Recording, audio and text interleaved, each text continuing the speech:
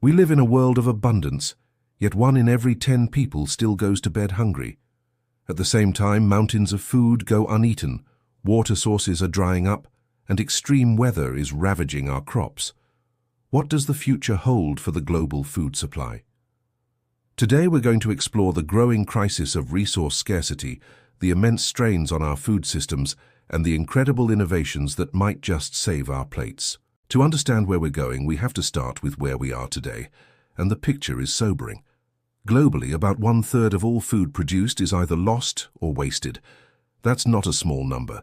In 2022 alone, this amounted to a staggering 1.05 billion tons of food thrown away by households, stores, and restaurants.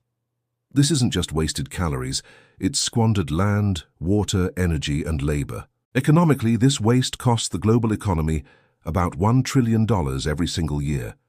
Worse still, food loss and waste are responsible for 8 to 10% of all human-driven greenhouse gas emissions. At the same time, our global family is growing. The world population is projected to reach about 10 billion people by 2050. To feed everyone, some estimates suggest we'll need to produce around 56% more food calories than we did back in 2010. But here's the catch. The resources we need are shrinking. Take water, for example. Behind every bite of food is what we call virtual water.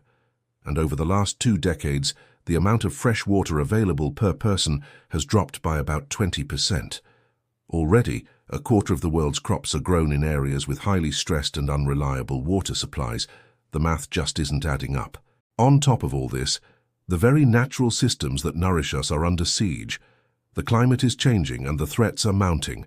Extreme weather events like droughts, heat waves, floods, and storms are happening more often and with greater intensity, devastating harvests around the world. Climate change is also accelerating soil erosion and degradation, making farmland less productive.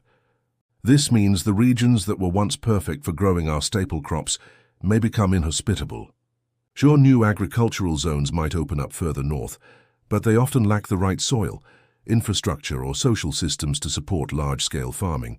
And there are biological threats, too. Warmer temperatures and changing rainfall patterns create a paradise for pests and diseases, which are spreading into new territories and threatening essential crops like wheat, maize, and rice. As we lose biodiversity, our ecosystems become less resilient to these shocks, making crop losses even more likely. It's a domino effect with our food supply at the very end of the line. When a resource as vital as food becomes scarce, politics and power enter the game. This is the geopolitical food fight.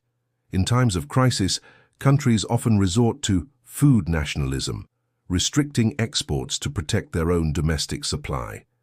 This might sound reasonable, but it causes global prices to skyrocket, hurting the most vulnerable nations. We've seen this happen with wheat and other staples during recent crises. Conflict makes everything worse. Wars, blockades, and political instability disrupt every part of the food supply chain, from delivering seeds and fertilizer to transporting food aid. This creates dire situations in conflict zones, pushing millions to the brink of famine. And it's not just about food itself. Shared resources like rivers and fertile land become points of contention. Nations compete for control over aquifers and water flows, raising tensions and risking what some are calling resource wars. Even if we produce enough food globally, deep inequalities in wealth and broken infrastructure mean it doesn't get to everyone who needs it. But in the darkness, human ingenuity is knitting threads of hope. These are the frontiers trying to rewrite our future. Imagine growing food right where people live, in vertical farms towering over cities, on rooftops, and in controlled indoor environments. This is urban agriculture. It drastically cuts down on transportation, uses less land, and can recycle nearly all its water using soilless techniques like hydroponics and aeroponics. Then there's the power of genetics. Scientists are using tools like CRISPR to edit crops, making them resistant to drought, heat, and pests. They're developing climate-smart crops that can thrive in our new, unpredictable conditions. We're also rethinking protein. Traditional livestock is incredibly resource-intensive. But sustainable aquaculture, or fish farming, along with alternative proteins from algae, insects, and plants, offer a much lighter footprint on the planet. And we can't forget the foundation of all agriculture, the soil. Regenerative agriculture and agroforestry are practices that restore soil health, increase carbon capture, diversify crops, and integrate trees into farmland, boosting both resilience and productivity. All of this is being supercharged by technology. Digital and precision farming use sensors, drones, and AI to monitor crops in real time. This allows farmers to use the exact amount of water and fertilizer needed, detect diseases early, and optimize every aspect of their operation. So where do you fit into all of this? You are by no means not powerless.